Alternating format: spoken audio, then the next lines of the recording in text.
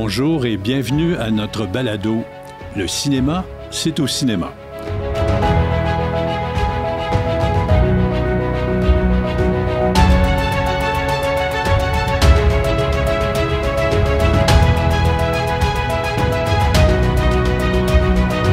Épisode 30 intitulé « Félix Bellavance ». Bonjour Guillaume. Bonjour Marcel, ça va bien? Bien, merci et toi? Ça va toujours bien, merci. On a aujourd'hui le plaisir de recevoir en entrevue M. Félix Bellavance, qui est à l'emploi des cinémas RGFM à titre de directeur technique. Exactement. Il est basé à Saint-Hyacinthe et on a le plaisir d'échanger avec lui sur un peu l'ensemble de ses intérêts de cinéma et ses intérêts personnels. Absolument. Bien, on peut peut-être commencer dans le vif du sujet avec le nom de la fonction. Félix, c'est quoi que ça mange en hiver, ça, un directeur technique? Oh, ça mange beaucoup de choses. Mettons que le chapeau, il est assez grand, là.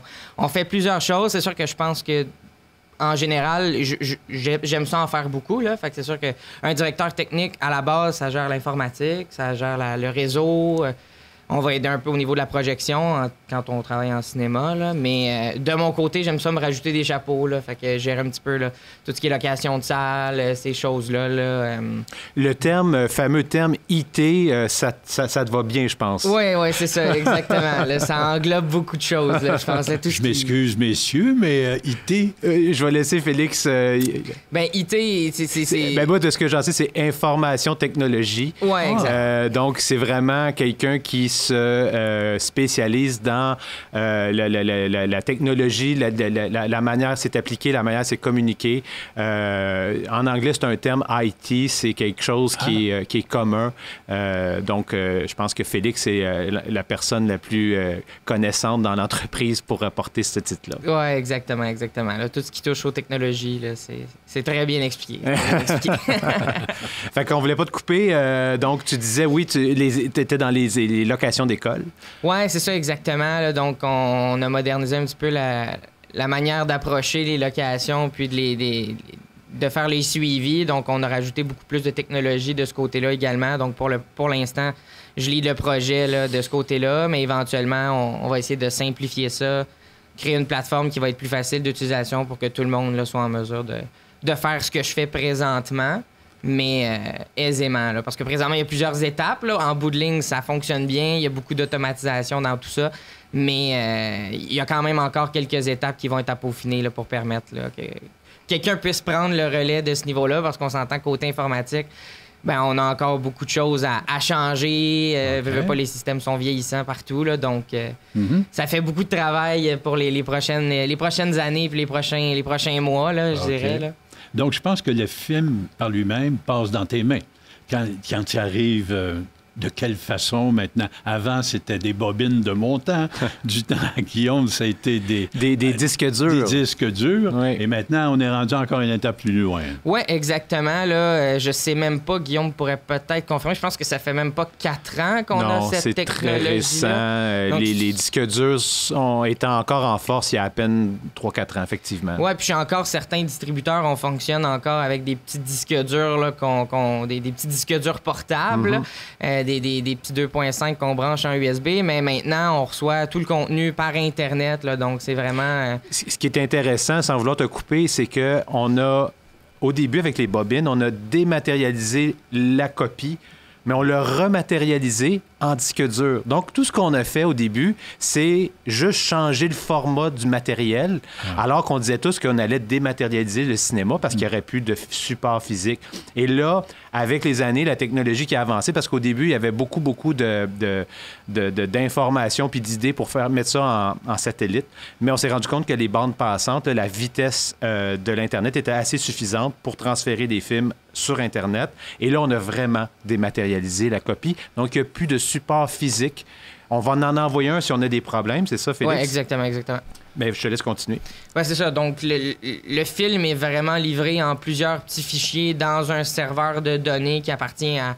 Il y a quelques compagnies au Québec, là, donc Global DCP, qui est une compagnie québécoise là, qui a l'exclusivité, si je pourrais dire, là, des films québécois là, pour ces films-là. Donc, c'est livré sur un de leurs serveurs physiquement dans un des cinémas. Puis par la suite, ben, le TMS ou le player directement, là, donc le serveur qui joue le film, va directement tirer le contenu de ce serveur-là. Là. Donc, on n'a plus de matériel physique à brancher dans un appareil ou à faire livrer, à switcher d'un cinéma à l'autre parce que tout est livré en même temps dans les 6 cinémas sur des serveurs différents. Puis par la suite, l'automatisation se fait que tout le contenu est transféré dans la salle. C'est un peu là où, Félix, tu apparais. C'est que oui, le contenu arrive, mais Félix, avec les grandes connaissances qu'il a, va s'arranger pour que tout soit automatisé au moment où le cinéma le reçoit. Donc, il s'en va dans les bonnes salles, il s'en va dans le programme de vente de billets, il s'en va sur le site Internet. C'est un peu ça, entre autres, que tu fais aussi. Oui, exact. C'est un peu, comme on dit, le film arrive, mais veut pas pour que tout fonctionne. Il faut que, au niveau du programme de billetterie, le film a été créé. Par la suite, il s'en va directement dans le ACE qu'on appelle, nous, parce que c'est ce logiciel-là qu'on utilise. Puis, ce logiciel-là, lui, à ce moment-là, on va lui associer le nom du film va être associé au DCP qui a été livré, donc au fichier numérique qu'on a reçu. On va l'associer, puis par la suite, étant donné que l'horaire va s'être importé dans le ACE, bien, tout va se transférer automatiquement dans les bonnes salles là, pour que ça... En réalité, tu es devenu le projectionniste numérique. Oui, exact. Puis ça se résume à une chose très, très importante, le temps. Donc, quand Félix implémente des trucs qui sont automatisés, ça sauve beaucoup, beaucoup, beaucoup de temps. Donc, c'est vraiment quelque chose de très important. Donc, si je comprends, tous les projecteurs partent par eux-mêmes à des heures données. Et on peut, à distance, les changer de salle compte tenu de la fréquentation. On peut changer à la caisse également. Oui, dans le fond, aussitôt que c'est changé dans le logiciel de vente à la caisse, tout change automatiquement là, dans les salles. Là. Fait qu'il n'y a pas de manipulation à faire dans l'autre système. Si dans le système de caisse, c'est modifié, bien, ça va être modifié là, automatiquement dans le système de programmation puis d'horaire des salles. Là. Fait que le film va se transférer si jamais il n'était pas dans la bonne salle ou quoi que ce soit. Là. Donc, oui, on limite les interactions pour être plus efficace. Exact. Un autre exemple qui est un peu anecdotique, mais on commence bientôt la nouvelle saison de Ciné-Répertoire. Et avec la méthode qui est en ce moment implantée, bien, on est capable de jouer tous les films, les mêmes journées dans tous les cinémas. Hein? Avant, c'était impensable parce que des films répertoires, c'est souvent des films avec des nombres de copies un peu plus limités. Alors, on devait prendre la copie physique et on la faisait voyager. Donc, il commençait à une place et il terminait à l'autre et on faisait le tour comme ça. Maintenant, avec la dématérialisation de la copie, on est capable de jouer partout en même temps. Donc, c'est beaucoup plus simple au niveau de la logistique. Ah, exactement. Donc, moi, j'ai une question pour toi, Félix. Oui. On parle beaucoup de technique, puis moi, je me souviens d'une anecdote, je vais en raconter un autre, où on a fait un tournage sur une capsule de Ciné-Québec qui était sur les générations. Et on est en train d'installer le stock d'équipement. Et j'avais un enregistreur portable, un peu comme on a aujourd'hui, mais beaucoup plus... Complexe, exact. Et j'avais d'autres choses à préparer. J'ai demandé, Félix était là, il a participé au tournage, ça a été super bien. Puis j'ai dit, tu peux-tu m'aider? Et là, ça a pris à peu près, 1 minute 14. Quelque chose dans le genre. À peu près, pour qu'il fasse fonctionner l'ensemble de l'œuvre. Et on était prêt à tourner, alors que moi, j'avais passé une demi-heure, 3/4 d'heure la veille et je commençais à peine à le savoir. Alors, ma question, c'est est-ce que c'est inné, ça? Est-ce que ça s'est acquis? Comment tu as appris à avoir cette capacité de compréhension, d'adaptation aussi rapide, en particulier au niveau des équipements comme ceux-là? Bien, c'est vraiment bizarre parce que oui, j'ai l'impression que c'est inné. J'ai toujours eu une facilité. On dirait que c'est clair. Tu sais, c'est comme... j'ai pas besoin d'un manuel d'instruction. J'ouvre un nouvel appareil puis je suis comme, c'est juste logique. Mm-hmm. C'est comme... Il n'y a pas de... Je vais avoir plus de difficultés à installer le banc d'auto dans ma voiture que de comprendre comment mon nouvel appareil va fonctionner. Là. Okay. C'est littéralement ça. Là, tu sais. D'ailleurs, ça s'est produit. Il a fallu que je lise le manuel d'instruction pour installer le banc d'auto 3 jours. Mais on avait ouvert la boîte justement pour la console. Puis c'était simple. Là. Dans l'immédiat, je savais exactement comment quoi faisait quoi comme bouton, là, ou presque. Là. Non, mais c'est quand même... c'est notoire parce que je considère que je suis quand même assez débrouillard, habitué, puis j'ai fait une capacité d'apprentissage assez bonne. Mais quand j'ai vu Félix, j'ai fait « Oh boy, OK, on est ailleurs. » C'est comme s'il voyait l'intérieur de la console. Ouais, c'est exactement ça. C'est vraiment, c'est vraiment drôle comme pas un symptôme, là, mais à chaque fois que je touche un nouvel appareil, on dirait... Je vais prendre quelques secondes pour essayer de comprendre, pour faire « OK, ben c'est logique, finalement, puis tout s'enchaîne, là. » Et tu as toujours été dans le milieu de l'informatique? Pas vraiment, en fait. Étrangement, ça fait juste quelques années que je suis dans le domaine informatique parce qu'à la base, moi, j'étais directeur des ventes chez Bureau en gros. Là, donc, j'étais un vendeur, puis je gérais une équipe de vendeurs. Là, donc, j'étais pas dans l'informatique, mais j'étudiais en même temps au cégep de Saint-Hyacinthe en informatique. Puis, c'est avec des contacts que ça m'a amené à travailler au cinéma.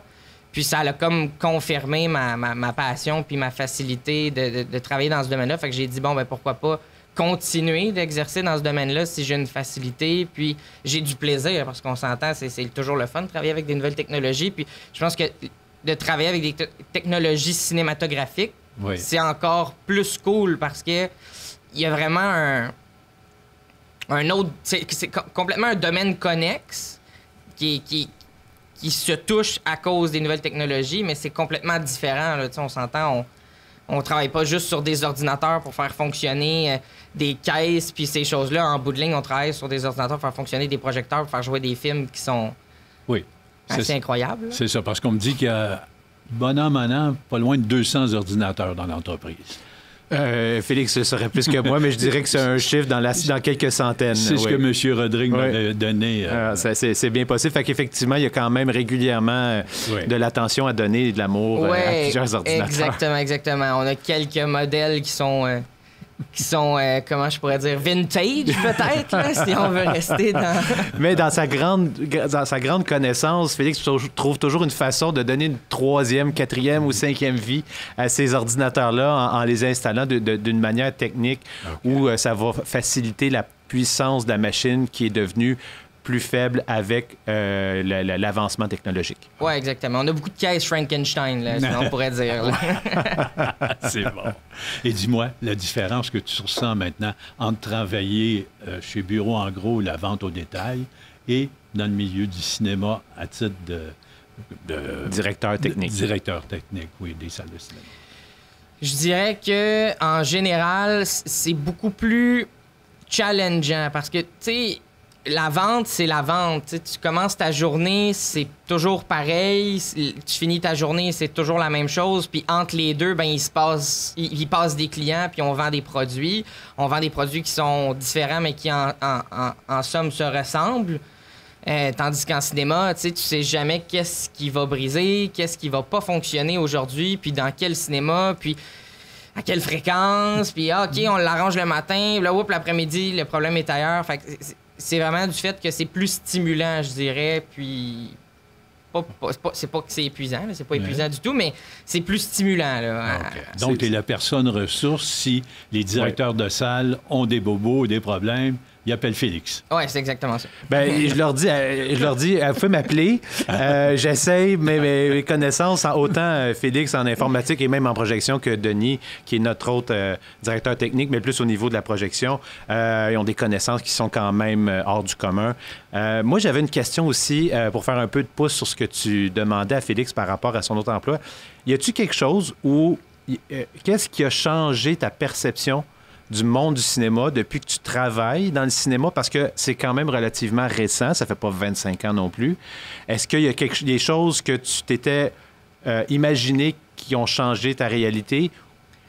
Ouais, dès le jour 1, là, puis c'est-à-dire que moi, j'ai eu une journée de formation, là, aussi, là, ça, c'est quand même quelque chose qui est très comique, là. Je suis arrivé, c'est Ali qui m'a formé à Belleuil, puis la première fois que je suis monté dans la salle de projection, parce qu'on s'entend au niveau réseau informatique, puis les ordinateurs, c'est très standard à ce qu'il y a partout. Mais c'est quand tu arrives dans une salle de projection, puis tu fais comme... OK... OK, c'est gros de même, là, un projecteur. Là. OK, c'est ça qui joue le film. Il y a un player, c'est pas tout en un. On a l'impression, on est comme... de nos jours, on a tellement l'accessibilité à tout ce qui est... films, séries sur Netflix, qu'on pense que c'est anodin, c'est simple. On arrive là, ça va être genre une petite affaire. Projecteur de maison. Un petit projecteur de maison, mais juste de meilleure qualité. Puis ça va être un petit Fire Stick qui va jouer le film. Avec l'Internet, c'est pas du tout comme ça. C'est gros, c'est impressionnant, ça fait beaucoup de lumière, ça fait de la chaleur, ça fait beaucoup de bruit aussi parce qu'il y a beaucoup de fans. Fait que c'est vraiment quelque chose qui impressionne, je pense. OK. Puis quand on se met à connaître tout comment ça fonctionne, on fait comme, OK, c'est vraiment des machines complexes et compliquées. Là. C'est pas... c'est peut-être moins compliqué qu'un projecteur à pellicule, là, si on s'entend, mais ça reste que c'est impressionnant comment ça fonctionne, là, le comment c'est fait, là, puis le comment on réussit à projeter une image de si belle qualité à l'écran. C'est vraiment impressionnant de A à Z de tout ce qui se passe dans un projecteur. Là. C'est fou. Là. Oui, c'est sûr que c'est un certain choc. Beaucoup de gens n'ont pas vu les fameuses cabines de projection. Ouais. Tu faisais allusion au projecteur à pellicule, qui était en soi aussi une autre bébite, différent. Donc, c'était comme des machines d'auto parce qu'il y avait de l'huile, il y avait des engrenages. C'était très, très différent. Ça pétait aussi. Mais on réparait des fois même des élastiques. C'est arrivé quelques fois parce qu'il y avait comme il y avait de la pellicule, bien, il y avait des roues dentelées et il y avait ce qu'on appelle des sprockets, je pense qu'on disait, qui tenaient le film. Puis là, des fois, il lâchait, fait qu'on mettait des élastiques pour les tenir, des réparations temporaires. C'était vraiment une autre époque, là. À mon sens, c'était beaucoup plus simple, des projecteurs 35 mm que la technologie d'aujourd'hui. Et on voit, les projecteurs 35 ont duré pendant 100 ans. Oui. Et aujourd'hui, déjà, après 15 ans, on est en train de parler, parce que tu vas avoir de l'ouvrage, Félix, dans les années qui suivent, parce qu'on parle déjà qu'après 15 ans, les pièces sont moins disponibles. Exact. C'est déjà, en anglais, il dit obsolète. Ou, absolument, absolument, c'est le terme. Donc oui, ça s'en vient. C'est des avancements technologiques qui sont plus fréquents. Veux pas, c'est des ordinateurs. Donc, c'est drôle parce que la partie lumière... production de la lumière, alternateur de courant, je ne sais pas comment le dire, là, les fameux house lamps, c'est très semblable à ce qu'il y avait avant. La partie qui est en avant, qui va faire l'image, c'est ça qui a changé. Donc, c'est vraiment, avant, c'était une pellicule physique où, comme on prenait une photo avec un appareil photo à l'ancienne, puis on voyait la pellicule, c'était exactement le même principe, c'est juste que ça passait très, très vite. Et c'est resté comme ça, comme tu dis, depuis 100 ans, ça a toujours été la même chose. La seule différence majeure, ça a été la manière qu'on emmagasine les films, c'est-à-dire le système de plateau, qui a permis au monde du cinéma de s'améliorer et de fonctionner beaucoup mieux. Mais sinon, la technologie est toujours resté la même. Et il n'y a jamais personne qui s'est plaint. Oui, effectivement. On a changé la technologie complètement. C'est quelque chose, le cœur de l'ensemble des salles de cinéma ont été changés. Mais c'est pas parce que les clients se plaignaient. C'était en fait, on a apporté ça avec le 3D. Donc, quand le film Avatar est sorti, on disait, si tu veux l'avoir en 3D, il faut que tu sois en numérique, des choses comme ça. Mais évidemment, ça a permis aux distributeurs de films, les fournisseurs, de sauver énormément d'argent sur l'impression des copies, qui était très dispendieux. Absolument. C'est de l'ordre de 600 millions par année. Par année aux États-Unis et dans l'ensemble dans le monde là, pour l'impression des copies, tout ça. Ce qui aide possiblement à faire d'autres films et à investir en production. Absolument. Ce qui est le nerf de la guerre pour nous. Absolument. Puis c'est ça, on avance dans la technologie. Fait que oui, mais je ne sais pas si tu as déjà eu l'idée de l'essayer, mais les projecteurs 35, on en a encore, on en a ici. On en a un à Saint-Hyacinthe, dans la salle 4 c'est à gauche. Ça. Est-ce qu'il fonctionne encore si tu le parles? Oui. Quand c'est déjà arrivé, j'étais allé en haut, j'étais en train de travailler justement dans la salle 4. Puis là, je me suis dit, il fait bien du bruit, le projecteur. C'est pas un son normal. Là. Fait que là, j'appelle Bob, puis là, je dis, Bob, pourquoi ça fait ce son-là? Il dit, t'as-tu checké? D'après moi, le breaker du projecteur à côté, il est allumé, puis justement, c'est parce que les bobines tournaient dedans parce qu'il était allumé. Fait que c'était très comique. C'était un autre son. Oui, exact. Non, c'est vraiment un son. Pareil comme dans les films, là, parce que moi, j'ai jamais vraiment vu un projecteur à pellicule à l'œuvre, mais c'est vraiment le même son comme on entend là, quand ça part, là, le petit son d'engrenage, puis de fil de bobine qui tourne, c'est exactement ça que ça fait comme absolument, son. Absolument. C'est une autre technologie, mais au commun intéressante aussi. Exactement. Puis maintenant, j'imagine que dans le monde du cinéma, tu dois aussi, malgré la technique, porter un petit peu plus intérêt au produit lui-même, au film qui sort. Ah oui, à 100%, à 100%. Tu sais, j'ai toujours écouté des films pour me divertir, puis maintenant, tu sais, j'écoute des films, puis je suis comme, je vais aller voir les reviews, je vais aller voir qu'est-ce que le monde en pense, qu'est-ce que moi j'en ai pensé de ce côté-là, c'est qui le directeur, c'est qui le scénariste, je m'intéresse à plus l'envers du cinéma parce que je pense que le fait de travailler puis de voir l'envers d'une certaine façon, ça nous donne envie d'en apprendre un petit peu plus, là, ça c'est clair. Absolument. Puis Félix, tu as également d'autres chapeaux que tu mets occasionnellement, dont aide au graphisme quand ça arrive. Tu fais même des opérations des fois quand il y a certains besoins ou urgents ou qu'il y a personne de disponible. Donc, tu as quand même plusieurs chapeaux que tu peux porter dans un cas d'urgence ou d'efficacité, si on peut dire. Oui, exactement. Je pense que le fait que j'ai quand même une bonne expérience aussi au service à la clientèle, ça me permet là, de me mélanger aux employés. Là. Ça arrivait quelquefois à Belleuil, là, quand on a des gros mardis, d'aller donner un coup de main justement pour que tout se passe bien en bas parce que on veut que les gens soient dans les salles à temps pour voir leur film à temps parce que, comme on disait, tout est automatisé. Fait qu'on ne retarde pas le départ d'un film parce que tout est calculé dans une journée. Là. Donc, le film doit partir à cette heure-là, puis tout est automatisé. Puis quand je dis automatisé, c'est tout. Là. C'est les lumières, c'est la fermeture des portes, c'est le départ des bandes annonces, c'est l'ajustement de l'intensité des lumières, l'ajustement du type d'écran, si c'est flat, si c'est scope, les maskings. Tout est automatisé sans qu'il y ait une présence humaine en haut qui utilise des boutons pour faire partir ça, ce qui est complètement différent d'avant, je suppose. 100%. C'était un projectionniste qui faisait le travail et c'était un poste qui a été aboli. Et effectivement, c'était dans des cinémas où il y avait 10, 15, 20 écrans.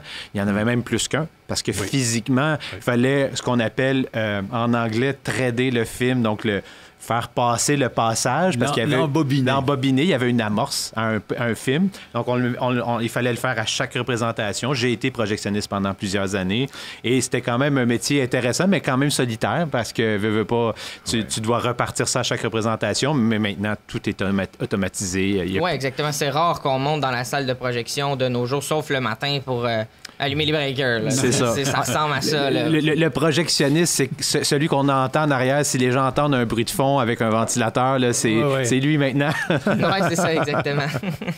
et je me rends compte des fois, même si tu es à Saint-Hyacinthe, je te vois apparaître dans les écrans à Joliette où tu décides, que tu nous affiches quel film est dans quelle salle à l'entrée du cinéma. C'est toi qui interviens pour faire la programmation de ces choses-là à distance. Oui, exactement. Dans le fond, on utilise maintenant une technologie digitale, si je voudrais, pour afficher tout ce qui est les horaires de films de la journée. On a des télévisions maintenant pour mettre les posters là, qu'avant on changeait manuellement. Mais dans certains cinémas, on a digitalisé ça. Puis c'est tout géré à distance, tout automatisé en fonction, encore une fois, de l'horaire dans le système de vente. Là, tout part vraiment du système de vente. Puis, tout est automatisé. Fait que oui, c'est certain qu'il y a des fois, il y a des petits tweakings à faire, là, en français, on pourrait dire de l'ajustement. Soit changer des appareils ou on a des petits problèmes de connexion au réseau avec un certain module, ben on remplace le module. Donc oui, exactement. Là, de l'entrée du cinéma jusqu'à la sortie, généralement, j'ai pas mal touché à plusieurs appareils. Oui, à même son portable, Félix a accès à tous les ordinateurs de A à Z. Donc, on peut conclure que Félix est essentiel au cinéma RGFM. Oui, absolument, absolument. C'est un membre très important qui nous apporte beaucoup, qui nous sauve beaucoup de temps, qui nous apporte beaucoup de stabilité et de paix d'esprit. Oh, écoute, ça a été un plaisir de te recevoir, Félix. Pareillement, merci beaucoup. C'était intéressant. En plus, tu apprends un tas de choses à nos auditeurs. Donc, je te remercie, puis j'espère que tu sois des nôtres encore très longtemps. Puis de l'avenir dans les salles de cinéma pour longtemps. Merci beaucoup. Merci aussi à Guillaume d'être fidèle assistant et tout ça. Et puis, je vous donne encore rendez-vous à notre futur épisode du balado, Le cinéma, c'est au cinéma.